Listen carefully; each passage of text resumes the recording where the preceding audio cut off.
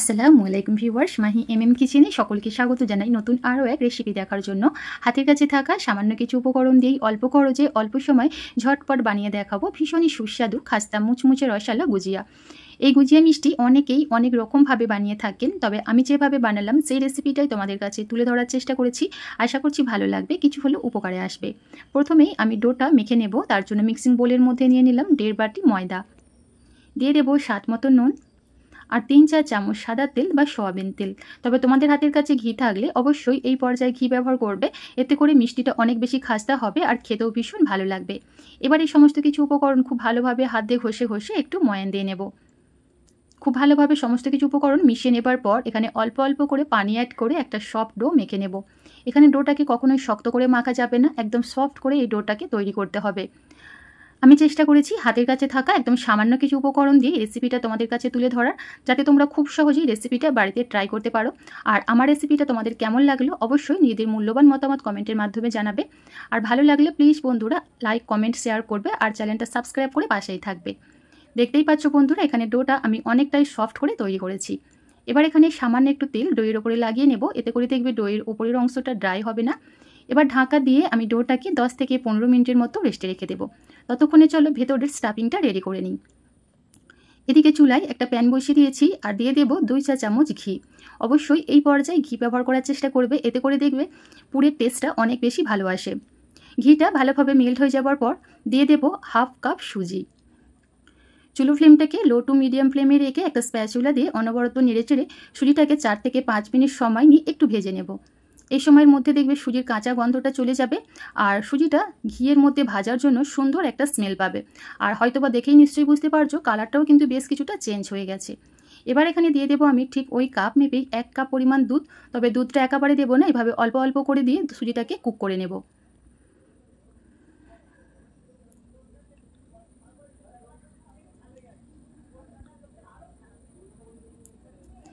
এই পর্যায়ে কিন্তু চুলোর ফ্লেমটাকে বাড়ানো যাবে না, একেবারে লো ফ্লেমে রেখে এই কাজটা করে নিতে হবে। দিয়ে দিচ্ছি সামান্য পরিমাণ একটু নুন। যে কোনো মিষ্টি জাতীয় খাবারে নুন অ্যাড করলে টেস্টটা অনেক গুণ বেড়ে যায়, তবে তোমরা পছন্দ না করলে অবশ্যই স্কিপ করতে পারো।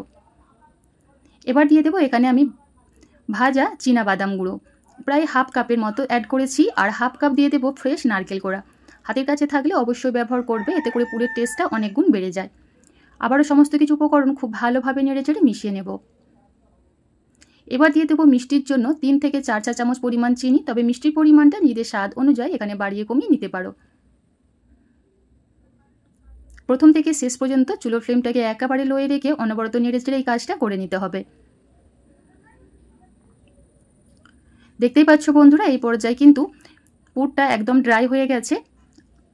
এবার দিয়ে দেবো এখানে আমি 3-4 চামচ মাওয়া বা খোয়া, হাতের কাছে থাকলে অ্যাড করবে, তা নাহলে এই পর্যায়ে 3-4 চামচ গুঁড়া দুধ অ্যাড করতে পারো, এতে করে পুরের টেস্টটা অনেক গুণ বেড়ে যাবে। আর দিয়ে দিলাম কিছুটা পরিমাণ কিশমিশ আর সবশেষে দিয়ে দিলাম হাফ চা চামচ এলাচের গুঁড়া। এলাচের গুঁড়াটা অবশ্যই অ্যাড করবে, এতে করে দেখবে সুন্দর একটা স্মেল পাবে।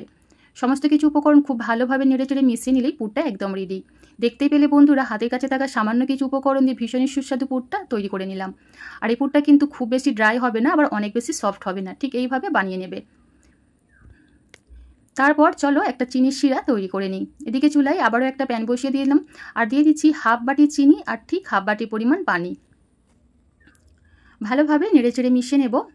চিনিটা মেল্ট হয়ে যাওয়ার পর আমি 2 মিনিটের মতো শিরাটাকে একটু ফুটিয়ে নিচ্ছি। এখানে এক তার বা 2 তারের চিনি শিরা হবে না, তবে হালকা চিপচিপে একটা চিনির শিরা আমাদের বানিয়ে নিতে হবে। চুলোর ফ্লেমটাকে অফ করে ঢাকা দিয়ে চিনির শিরাটা একটা সাইডে রেখে দেব। আর এদিকে প্রায় আমি 10 মিনিট পর ফিরে আসলাম। এই সময়ের মধ্যে ডোটা দেখবে একদম তুলোর মতো নরম তুলতুলে হয়ে যাবে। দেখতেই পাচ্ছ আগের তুলনায় ডোটা কিন্তু আরও কিছুটা সফট হয়ে গেছে। আবারও খুব ভালোভাবে ডোটাকে আমি মথে নিচ্ছি। এবার এই ডোটাকে আমি দুটো ভাগে ভাগ করে নেব।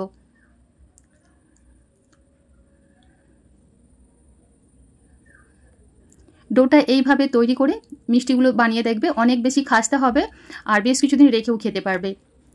এবার এখান থেকে একটা লেচি নিয়ে আমি রুটি বেলে নেব। সামান্য একটু ময়দা ছিটিয়ে দিচ্ছি রুটিটা বেলবার সুবিধার জন্য। যতটা সম্ভব রুটিটা আমি পাতলা করে বেলে নেব।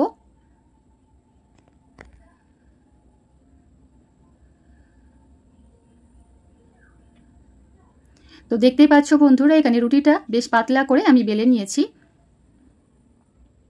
আর এইভাবে পাতলা করে পিঠাগুলো তৈরি করলে বা মিষ্টিগুলো তৈরি করলে অনেক বেশি খাস্তা হবে। তারপর একটা গ্লাস দিয়ে এইভাবে আমি কেটে নিচ্ছি। আর এইভাবে কেটে নিলে একসাথে অনেকগুলি গুজিয়া খুব সহজেই তৈরি করে নিতে পারবে অল্প সময়ের মধ্যে। এবার এখান থেকে একটা সিট নিয়ে আমি আগে থেকে বানিয়ে রাখা পুরটা এভাবে হাত দিয়ে একটু চেপে একটু লম্বা শেপ করে নিচ্ছি, যাতে ভেতরে স্টাফিংটা ভরতে সুবিধা হয়। তারপর এভাবে হাত দিয়ে চেপে চেপে মুখটা খুব ভালোভাবে সিল করে নিচ্ছি। তারপর এখানে একটা ডিজাইন করে নিচ্ছি। তবে তোমরা চাইলে ডিজাইন না করেও পিঠাটা তৈরি করে নিতে পারো। দেখতেই পাচ্ছ বন্ধুরা, দেখতে কতটা বেশি সুন্দর লাগছে। আরও একটা তোমাদের বানিয়ে দেখাচ্ছি।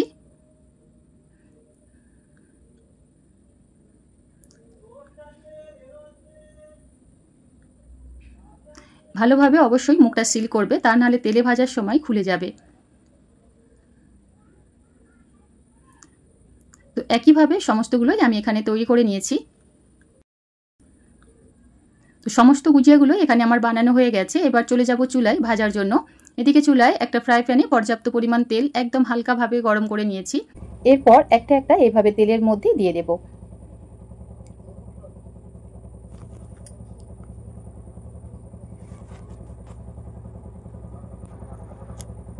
যখন একটা সাইড হালকাভাবে ভাজা হয়ে যাবে, অপর সাইডটা উল্টে দিতে হবে। প্রথম থেকে শেষ পর্যন্ত একদম চুলো ফ্লেমটাকে লো ফ্লেমে রেখে এগুলো ভেজে নিতে হবে, তবেই কিন্তু অনেক বেশি খাস্তা আর মুচমুচে হবে। এখানে কিন্তু কোনোভাবেই চুলো ফ্লেমটাকে বাড়ানো যাবে না, একেবারে লো ফ্লেমে রেখে ভেজে নিতে হবে। আর এভাবে উল্টে পাল্টে কিন্তু ভেজে নিতে হবে, তাহলে দেখবে সুন্দরভাবে সব দিক থেকে কালার আসবে। দেখতেই পাচ্ছ বন্ধুরা, এখানে গুজিয়াগুলো খুব সুন্দর একটা কালার চলে এসেছে। এর থেকে বেশি আর লাল লাল করে ভাজবো না, তেল ঝরিয়ে উঠিয়ে নিচ্ছি। আর এগুলো ভাজতে খুব বেশিক্ষণ সময় লাগবে না, দেখবে 4 থেকে 5 মিনিটের মধ্যে ভাজা হয়ে যায়, যেহেতু অনেকটাই ছোট ছোট করে তৈরি করা। তো সমস্ত গুজিয়াগুলোই খুব ভালোভাবে ভেজে নেবার পর একটা প্লেটের মধ্যে আমি উঠিয়ে নিচ্ছি। একটা গুজিয়া আমি তোমাদের দেখাচ্ছি যে কতটা বেশি খাস্তা আর মুচমুচে হয়েছে। দেখতেই পাচ্ছ, একটু সময় নিয়ে আর চুলো ফ্লেমটাকে একেবারে লোয়ে রেখে ভাজবে, তাহলে একদম পারফেক্টভাবে তৈরি করতে পারবে।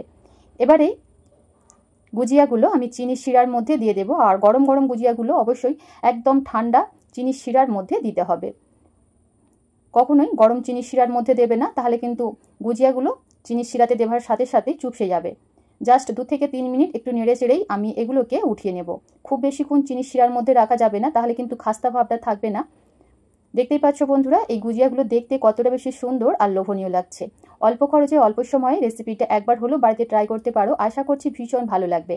ওপর থেকে সামান্য একটু আমি মাওয়া ছড়িয়ে দিচ্ছি, জাস্ট দেখতে সুন্দরের জন্য, আর কিছুই না। তো আজকের আমার এই রেসিপি তোমাদের কেমন লাগলো অবশ্যই নিজেদের মূল্যবান মতামত কমেন্টের মাধ্যমে জানাবে, আর নিজের ফ্রেন্ড ফ্যামিলির সঙ্গে শেয়ার করবে। আর রেসিপিটা যদি ভালো লেগে থাকে প্লিজ বন্ধুরা লাইক কমেন্ট শেয়ার করবে, চ্যানেলটা সাবস্ক্রাইব করে পাশেই থাকবে। আবারও দেখাবে নতুন কোনো রেসিপিতে। আজ তাহলে এই পর্যন্তই, আল্লাহ হাফেজ।